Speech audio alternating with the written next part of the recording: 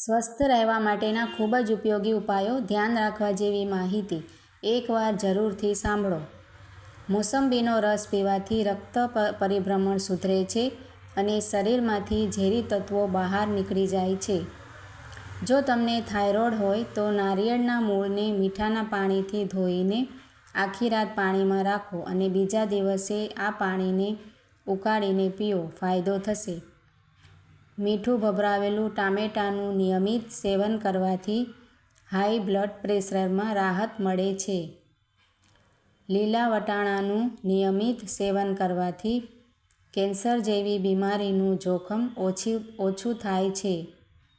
વધુ પડતી ચા પીવાથી તમારા શરીરમાં આયરનની માત્રા ઘટી જાય છે, જેના કારણે આપણા શરીરમાં લોહીની ઉણપ થાય છે. મીઠું અને ખાંડનું સેવન મર્યાદિત હોવું જોઈએ, કારણ કે આ હૃદયરોગનું જોખમ વધારી પણ શકે છે. મલાઈમાં લીંબુનો રસ મિક્સ કરીને રોજ હાથ અને પગ પર લગાવવાથી ત્વચા ધીમે ધીમે નિખરી જશે. જે લોકો વધુ માત્રામાં દૂધીનું સેવન કરે છે, તેઓ ક્યારેય એનિમિયાથી પીડાતા નથી. જમ્યા પછી વરિયાળી અને ગોળ લેવો જોઈએ. તે પાચન કરવામાં ખૂબ જ મદદરૂપ છે. મહેંદી સાથે નારિયેળનું તેલ મિક્સ કરીને માથા પર લગાવવાથી વાળ લાંબા અને ઘટ્ટ બને છે. જો તમે લાંબા સમય સુધી જીવવા માંગતા હોવ તો તમારા આહારને અડધો કરો, તમારું પાણી બમણું કરો અને તમારી કસરતને 3 ગણી કરો. મેથીને આખી રાત પાણીમાં પલાળી રાખો અને સવારે તેની પેસ્ટને ચહેરા પર લગાવો.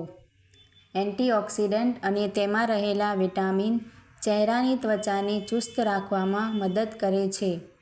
હંમેશા નવશેકું પાણી પીઓ. માટલાનું પાણી ખૂબ જ સારું છે. ફ્રિજનું બોટલનું પાણી ક્યારેય ન પીવું, તે શરીર માટે હાનિકારક છે. ઘઉંના ફણઘા ખાવાથી શરીરની રોગપ્રતિકારક શક્તિ વધે છે. જો તમને શરદીના કારણે માથાનો દુખાવો થતો હોય તો આખા ધાણા અને દાણાદાર સાકરનો ઉકાળો બનાવીને તમે આરામ મેળવી શકો છો. ઊભા રહીને પાણી ન પીવું જોઈએ. તેનાથી તમને ઘૂંટણનો દુખાવો થશે. તેથી હંમેશા શાંત ચિત્તે બેસીને પાણી પીવું જોઈએ. તમારા સ્વાસ્થ્યને સુધારવા માટે સવારે વધુ ખાઓ, બપોરે ઓછું ખાઓ અને રાત્રે બહુ જ ઓછું અથવા તો હળવું ભોજન લો. જો તમારા શરીરના કોઈપણ ભાગમાં સોજો આવી ગયો હોય તો 4-5 કાળા મરી માખણ સાથે ખાવાથી શરીરનો સોજો ઓછો થઈ જાય છે. 2 થી 3 મહિના સુધી ખૂબ જ ઓછા મીઠાવાળો ખોરાક લેવો. તેનાથી તમારા શરીર 90% રોગોથી દૂર રહે છે. સાંજે મીઠાઈ ન ખાવી જોઈએ. કંઈક કડવું ખાવું જોઈએ. તે સ્વાસ્થ્ય માટે ખૂબ જ ફાયદાકારક છે. દહીં અને ટામેટાં રેફ્રિજરેટરમાં રાખેલા ન ખાવા જોઈએ. રાત્રે હળવો ખોરાક લો અને બને તેટલું જલ્દીથી જમવું. જ્યારે પેટમાં દુખાવો અથવા ઉબકા અનુભવાય ત્યારે કાળી ચા પીવાથી રાહત મળે છે. તેમાં 2-3 ટીપાં લીંબુનો રસ મિક્સ કરી શકાય. જો તમારો કફ સાફ ન થતો હોય, શરદી પણ દૂર ન થતી હોય તો 2 નાગરવેલના પાન ધોઈ લો. તેના ટુકડા કરીને તેને સ્વચ્છ પાણીથી ધોઈ નાખો અને પાણીમાં ઉકાળીને તે પાણીને ગાળી લેવું. આ પાણી થોડું થોડું પીવું. ચાહો તો તેમાં થોડું મધ કે ગોળ પણ ઉમેરી શકાય. જમ્યા પછી દરરોજ છાશ પીવાથી કોઈપણ રોગ થતો નથી અને ચહેરા પર ચમક આવે છે. જમતી વખતે ક્યારેય પાણી ન પીવું. જમ્યાના અડધા કલાક પછી હંમેશા પાણી પીવો, કારણ કે તે પાચન પર પ્રતિકૂળ અસર કરે છે. જો કોફી કડવી થઈ જાય તો કોફીની કડવાશ ઘટાડવા માટે તેમાં 1 ચપટી મીઠું ઉમેરો.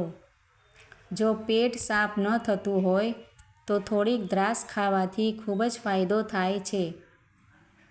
મસૂર દાળની પેસ્ટને બનાવીને ચહેરા પર લગાવવાથી ચહેરાના દાગ ધબ્બા દૂર થાય અને ત્વચા કોમળ બને છે અને હંમેશા યુવાન રહે છે.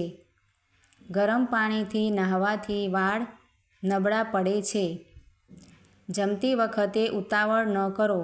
રોટલીના નાના નાના ટુકડા લો અને તેને સારી રીતે ચાવો, કારણ કે આ તમારા ખોરાકને સરળતાથી પચવામાં મદદ કરે છે અને ખાધા પછી પેટ પણ ભારે થતું નથી. લોહીને સ્વચ્છ રાખવા માટે પરસેવો નીકળવો ખૂબ જ જરૂરી છે. દિવસમાં 1 કે 2 વાર વ્યાયામ અથવા કોઈપણ કામ કરો, તેનાથી તમારા શરીરમાંથી પરસેવો નીકળે છે. જો તમને કમરનો દુખાવો હોય, તમારું વજન જેટલું વધારે હશે તેટલું જ પીઠનો દુખાવો હોય. તેથી કેલ્શિયમની માત્રા વધારવા માટે દૂધનું સેવન કરવું જોઈએ. મોસંબીનો રસ પીવાથી રક્ત પરિભ્રમણ સુધરે છે અને શરીરમાંથી ઝેરી તત્વો પણ બહાર નીકળી જાય છે. જો તમારા મોઢામાં છાલા પડી ગયા હોય તો કેળા સાથે મધનું મિશ્રણ ખાવાથી ખૂબ જ આરામ મળે છે. શાક તળતી વખતે તેલમાં સૌપ્રથમ હળદર નાખવી, તો તેનાથી તેલના છાંટા શરીર પર ઉડશે નહીં. ડુંગળી ખાવાથી ક્યારેય પેટ ખરાબ નથી થતું અને ડુંગળી પાચન ક્રિયા માટે પણ ખૂબ જ સારી છે.